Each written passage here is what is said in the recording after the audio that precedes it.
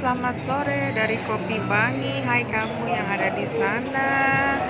Ayo kita ngopi-ngopi dulu ya sambil ngerumpi. Hari ini kita mau cerita-cerita tentang kekuatan supranatural tertinggi.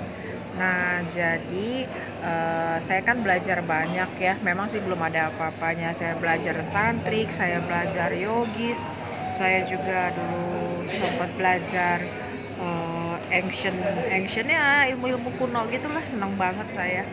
Nah, berdasarkan pengalaman saya itu baca-baca, belajar, akhirnya saya berkesimpulan bahwa kekuatan supranatural tertinggi itu bukan saat kamu bisa uh, ngerjain orang pada kutip ya, atau kamu bisa teleport pindah dari satu tempat ke tempat lain, atau melayang saat yoga, atau misalnya apa ya, kekuatan yang bisa menembus waktu, nah yang kayak gitu-gitu, atau bisa menggerakkan badan, barang-barang gitu, atau bisa kekuatan-kekuatan yang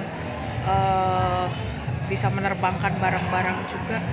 Tapi kekuatan yang tertinggi itu justru adalah saat kalian bisa mengatur kematian kalian dengan begitu indahnya.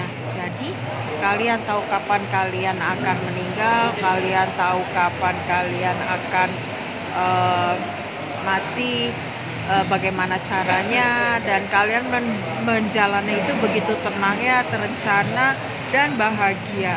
Nah, yuk kita cerita-cerita, karena saya punya pengalaman tersendiri tentang mengatur kematian dengan begitu indahnya. Dalam beberapa agama besar dan juga kepercayaan, aliran kepercayaan, banyak tokoh-tokohnya yang memang punya kekuatan supranatural yang dahsyat, dan kekuatan supranatural mereka itu puncaknya adalah pada saat mereka bisa menggambarkan akhir dari hidupnya mereka. Nah, seperti kalau agama Buddha itu Siddhartha Gautama, beliau kan sudah tahu kalau bagaimana nanti dia meninggal. Lalu juga kalau di di Kristen itu Kristus ya, Yesus Kristus itu juga mereka tahu kalau akhir hidupnya seperti apa, dan jauh-jauh hari dia sudah menggambarkan dengan sangat rinci dia akan meninggal seperti apa, dan akan selanjutnya akan terjadi apa saja gitu ya. Nah, itulah kekuatan supranatural tertinggi.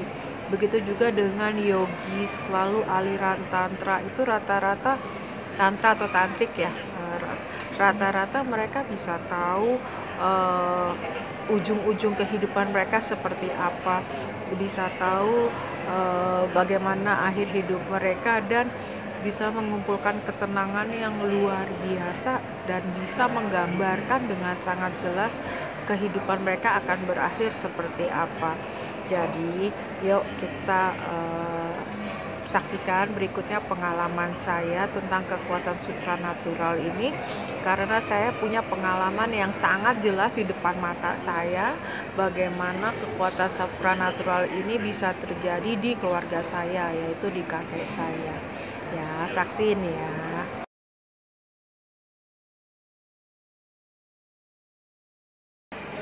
Saat-saat terakhir kakek buyut saya itu, dia katanya sih waktu itu umurnya 80-an ya, karena kan beliau meninggal sebelum saya lahir. Jadi saya lahir tahun 72, beliau meninggal tuh tahun 71 kalau nggak salah ya. Nah, jadi kakek buyut saya ini dia sebelum meninggal itu hari-hari terakhirnya dijaga oleh seorang anak, ya mungkin kalau sekarang anak ABG lah gitu ya istilahnya, mungkin yang 11 tahun, yang kayak babysitting dia. Nah, lalu suatu hari dia bilang nih sama anak yang jaga dia ini, anak laki ini, tolong dong panggilin anak-anak saya. Nah, terus si bujang ini bilang begini, iya opung, emang kenapa mau dipanggilin anak-anaknya? Ya bilang aja saya mau meninggal. Hah, kata si anak kecil itu, opung kok begitu sih? Ya udah kamu panggil aja, nggak usah banyak cakap. Bahasa Medannya banyak cakap. Jadi untungnya nih anak kecil nurut aja ya, jadi dia nelponin anak-anaknya opung kakek buyut saya ini termasuk opung saya. Dan untungnya lagi anak-anaknya tuh pada nurut semua, pada langsung balik badan pulang kampung menemui bapaknya. Nah sampai itu kan kejadian kalau nggak salah pagi ya, pagi-pagi. Nah malam-malam menjelang matahari terbenam katanya orang-orang ini kan udah pada kumpul ya di rumahnya kakek buyut saya. Rumah itu sampai sekarang masih ada dan masih dirawat sama bapak saya. Nah jadi waktu eh, begitu semua kumpul di rumah itu tuh ya, di Tampahan sana, di Balige sana, eh, jadi kakek buyut saya itu, nih kalau ini cerita kakek saya, cuman bilang begini, ya udah nih ya sekarang udah kumpul semua ya. Anak-anaknya bingung semua ya, karena dia begitu tenang gitu, nggak ada tanda-tanda mau meninggal, nggak ada sakit, nggak ada apa-apa sama sekali. Ya udah saya mau pergi dulu ya, saya mau meninggal dulu. Dan cuman 1-2 tarikan nafas beliau meninggal. Sesederhana itu, seringan itu, dan katanya sih meninggalnya senyum happy gitu, senyum bahagia. Nah itu gila ya, meninggalnya tenang banget dan dia bisa mengatur. Dia meninggal setelah anak-anaknya semua datang dan dia sangat benar-benar siap menarik nafasnya yang terakhir. Dan ada yang cerita lebih seru lagi.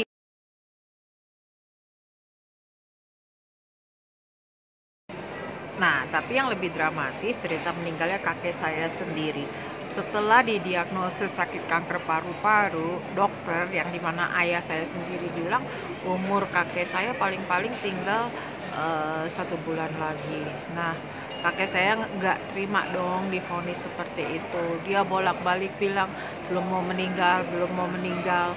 Nah, tapi memang setelah ketahuan itu vonis memang mematikan, dia makin drop makin drop. Nah bapak saya mungkin kena dokter ya, tahu akhirnya nggak mau, kakek saya tuh ditaruh di rumah bapak saya dan saya tidur sekamar sampai akhir hari terakhirnya kakek saya. Dan saya di situ melihat betapa kakek saya mempersiapkan hari-hari terakhirnya dengan begitu indahnya. Nah dia bolak-balik nih ya bilang saya belum mau meninggal, saya belum mau meninggal. Nah, jadi bahkan nih ya, waktu itu kan saya punya pacar ya. Pacar saya kebetulan orang Chinese. Nah, pacar saya ini apa ya? Ya namanya dulu lah ya, kita punya pacar, lagi sayang-sayangnya pacaran. Rupanya kakek saya ini yang tidur sekamar sama saya nih sering ngintipin saya pacaran. Nah, suatu hari nih pas saya pulang pacaran, kakek saya ini sempat-sempatnya loh bercandain saya, kamu baru pulang pacaran ya? Iya opung, aku bilang gitu kan. eh Terus kamu kalau pacaran sama dia jangan serius-serius, kata opung saya. Terus saya bilang, opung usil banget sih, saya bilang, emang kenapa, orang namanya juga anak muda mau pacaran. Enggak sih, kata kakek saya itu, soalnya kamu tuh nanti jodohnya nggak sama dia, katanya gitu. Saya terus langsung, waduh apa-apaan ini ya. Lalu kakek saya bilang nanti kamu jodohnya sama mantan pacar kamu itu. Ya, hello. Waktu itu saya, mantan pacar saya itu udah putus berapa tahun ya, dan udah punya pacar lagi. Saya juga udah punya pacar lagi. Saya nggak ada kontak. Tiba-tiba kakek saya ngomong seperti itu bener-bener kayak kepala dipukul martil ya. Tapi kakek saya ketawa-ketawa aja lah, dibawa happy aja karena kakek saya tuh ketawa-ketawa. Saya nggak terlalu gimana lah ya, ya sudah gitu. Nah terus kakek saya mungkin merasa hari-harinya semakin dekat, lalu kakek saya minta bapak saya pulang ke Medan waktu itu. Dan kita pulang, waktu itu bapak saya bilang temenin lah opungmu pulang, paling tinggal seminggu lagi aja. Astaga, bapak saya bener-bener ya sebagai dokter dia terlalu vulgar itu. Sesampainya kita di Medan, kakek saya itu langsung masuk ke rumah sakit. Nah, walaupun saya sering ke Medan, saya kan nggak terlalu hafal ya jalan di Medan. Jadi saya kalau lagi di rumah sakit ya saya nginep di rumah sakit, kalau lagi enggak ya saya pasti ada yang nganter-nganterin supir gitu. Nah, eee, 7 malam terakhir di Medan itu saya ingat banget, bener-bener 7 malam terakhir. Setiap bangun pagi kakek saya tuh selalu bilang, "Nih aku ketemu sama si X loh." Si X nih sahabatnya. Terus, "Apa, Pung?" Ya aku bilang lah, "Aku belum mau, meninggal, nggak usah ajak-ajak aku," kata dia gitu. Saya langsung nyes banget ya. Terus dia bilang, "Apa, Pung?" Ya aku bilang lah, dia kan ngajakin terus. Aku bilang, "Aku masih mau, ke pesta kawinnya Ami," kayak gitu. Maklumnya cucu kesayangan. Lah lalu besokannya lagi seperti itu, besokannya lagi seperti itu. Sampai di malam ke-6, saya ingat banget waktu itu malam ke-6, pagi-pagi dia tuh manggil-manggil saya. Jadi saya kan punya nenek pengganti ya. Nah, nenek yang dari bapak saya tuh meninggal waktu melahirkan soalnya. Nah, kakek saya tuh kelihatan banget takut ketahuan sama nenek saya, nenek pengganti saya itu. "Sini sini sini," katanya, "jangan didengar sama opungmu." "Ya kenapa opung?" Saya bilang gitu. Aku bilang gitu. "Eh, aku tadi malam," katanya, "mimpi aku didatengin sama opungmu, opung Lydia." Namanya kan Lydia nih ya kak, yang ibu dari bapak saya. "Eh, terus gimana pung?" "Ya dia ngajak pergi loh Mi," kata gitu. Wah di situ saya langsung rembes air mata. Saya langsung, wah it's about the time ya, it's about the time. Lalu saya bilang, eee, "Opung bilang apa sama opung Lydia?" Terus opung saya bilang, "Aku nggak sanggup Mi, waktu dia yang minta aku nggak sanggup." Terus dia netes air matanya, aduh sedih banget. Nah, terus kakek saya bilang gini, "Kamu tolong ya pergi beli bunga, bunga ini, bunga itu," dia bilang. "Terus kamu ke makamnya, lalu kamu bilang aku nih cinta banget sama dia," katanya. Wah, saya langsung minta antar sepupu saya yang memang orang Medan. Eee, Kebetulan saya kan nggak terlalu tahu jalan ya di Medan, tapi saya tahu kuburan nenek saya itu, eee karena memang saya sering juga ke sana. Nah, sesampainya di kuburan, saya tuh udah mondar-mandir, kok nggak ketemu ya ini makamnya nenek saya itu. Sampai saya tanya juga kayak apa ya, kayak dibikin tersesat gitu, nggak ketemu sama makam itu. Tiba-tiba saya berdiri di satu tempat. Nah, yang lebih anehnya di depan mata saya ini tiba-tiba, ternyata kuburan nenek saya di situ, dan kuburan itu belesek dalam, sampai tinggal ujung nisannya aja. Nisannya kan marmer ya waktu itu, dan, yang lebih anehnya lagi, makam itu seluruhnya kecuali ujung atas nisan itu tertutup kotoran manusia yang baunya setengah mati, dan itu tertutupnya sekitar, hampir sepinggang orang dewasa. Baunya luar biasa, saya teriak-teriak, "Tolong tolong!" Saya sama sepupu saya teriak-teriak sampai orang-orang tuh pada berdatangan dari sekitar makam tersebut, dan semua orang tuh pada baca-baca doa. Itu penggali-penggali kubur, petugas makam, semua pada syok melihat kok bisa-bisanya ada makam yang sampai tertutup kotoran manusia sebegitu dalamnya. Nah, bayangin ya berapa manusia itu kalau memang benar itu kotoran manusia bisa sampai menimbun makam sedalam itu. Di situ saya benar-benar berlinang air mata. Saya ya saya yakin sekali kakek saya nggak bakal lama lagi umurnya waktu itu. Nah, saya tungguin sampai benar-benar bersih, dan waktu itu penjaga makam tuh tak henti-hentinya baca doa ya dengan kepercayaannya mereka masing-masing, karena mereka melihat ini sebagai sesuatu hal yang sangat mistis gitu. Nah, berapa jam kemudian saya kembali ke rumah sakit, lalu saya marah sama kakek saya di rumah sakit saya pukulin, saya bilang, opung jahat, Opung nggak bilang sama saya bakal menemukan pemandangan seperti itu." Dia malah ketawa-ketawa loh. Wah, gimana saya nggak karuan waktu itu. Dia cuma bilang, "Ya udahlah, kita emang harus siap-siap," kata dia gitu. Nah, Terus sambil makan dia cerita yang saya bener-bener gak bisa apa ya motong omongannya, saya nggak bisa eh, apalah komentar apapun karena saya masih shock ya melihat mengingat kejadian di makam itu. Cuman saya ingat waktu itu kakek saya bilang, "Mi, nanti kalau aku dimakamin ya, nanti kalau udah selesai tembakan salvo." Memang kan kakek saya ini perwira ya, ya lumayan lah zaman dulu gitu. Eh, Nanti ada, kau lihat ke atas ya, kata dia gitu. Nanti ada burung dua terbang katanya, dan saat itu kau harus tahu bahwa burung itu aku dan opumu, katanya gitu. Wah, saya langsung rembes air mata. Wah, bener-bener deh. Tapi cerita belum selesai sampai di situ.